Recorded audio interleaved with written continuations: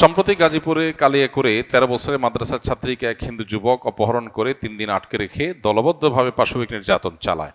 অতীতের মতে মিডিয়া নীরব, প্রশাসন নীরব। যদি অতীতে দেখেছি এই ধরনের ঘটনার সর্বোচ্চ আসামি গ্রেপ্তার ব্যতীত উপযুক্ত শাস্তি পর্যন্ত পৌঁছায় না। এমত অবস্থায় সঠিক আইনের প্রয়োগ না থাকায় জনগণ নিজেই শাস্তি প্রদান করলে ইসলাম সমর্থনযোগ্য হবে কিনা? খুবই দরকারি প্রশ্ন। দেখুন, গাজীপুরের ঘটনাটা নিয়ে আমাদের সবারই কম বেশ মুখ খোলা দরকার, আমাদের সবারই এই ব্যাপারে কথা বলা দরকার। এই ঘটনা আমি যতটুকু শুনেছি যে 2 মাস আগে ঘটেছে, অথচ 2 মাস পর্যন্ত এই ঘটনা দামাচাপা দেওয়া হয়েছে। এখন সেই ঘটনা প্রকাশ হচ্ছে, 2 মাস পরে প্রকাশ হচ্ছে। 2 মাস ধরে দামাচাপা দেওয়া হয়েছে কেন? সেটা একটা বড় প্রশ্নের জায়গা। সেখানে সংখ্যালঘু যারা সংখ্যায় কম, তারা যদি সংখ্যাগরিষ্ঠদের উপর এই ধরনের নির্যাতন চালায় বা তাদের ব্যাপারে এরকম দুঃসাহসিকতার পথ দেখায়, তাহলে সন্দেহাতীতভাবে এর ফলে সমাজ অস্থিতিশীলতার দিকে যাবে। আমাদের দেশে আইন বা আইনের শাসন এগুলো যেহেতু জাস্ট মুখরোচক গল্পের মতো, এগুলোর কোনো বাস্তবায়ন আমরা দেখতে পাই না। এই জন্য মানুষের আস্থা তলানিতে। এরকম পরিস্থিতিতে মানুষের আস্থা ফিরে আনার জন্য দৃষ্টান্তমূলক শাস্তির কোনো বিকল্প নাই। অতএব এই ধরনের ইস্যুতে বিশেষ করে জড়িতদেরকে দৃষ্টান্তমূলক শাস্তির মুখোমুখি করার কাজটা যদি প্রশাসন করতে ব্যর্থ হয়, তাহলে মানুষ আইন নিজের হাতে তুলে নিলে তার দায়ও এই লোকগুলোর উপরেই পড়বে।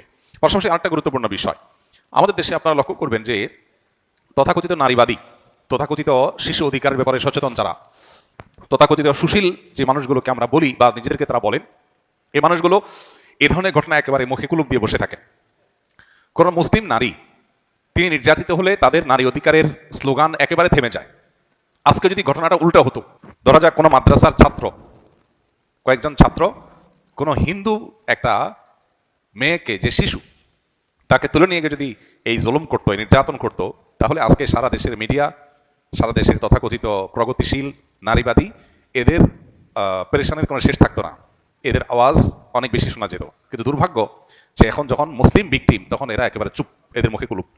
আমি যেন বলার চেষ্টা করি, বিভিন্ন সময় আমাদের সমাজে এই জাতীয় ইস্যুগুলোতে তথাকথিত মানবাধিকার কর্মী কিংবা তথাকথিত মানবতাবাদী, নারীবাদী, এই জাতীয় বিভিন্ন মুখরোচক স্লোগান যারা ধারণ করছে, এই মানুষগুলোর মুখোশ, তাদের আসল রূপ আমাদের সামনে ফুটে ওঠে। এটা দুর্ভাগ্যজনক। অতএব এদেরকে চেনার এই সুযোগগুলো যখন আমরা পাই, তখন আমাদের উচিত হলো তাদেরকে ভালো করে চেনা এবং সতর্ক থাকা।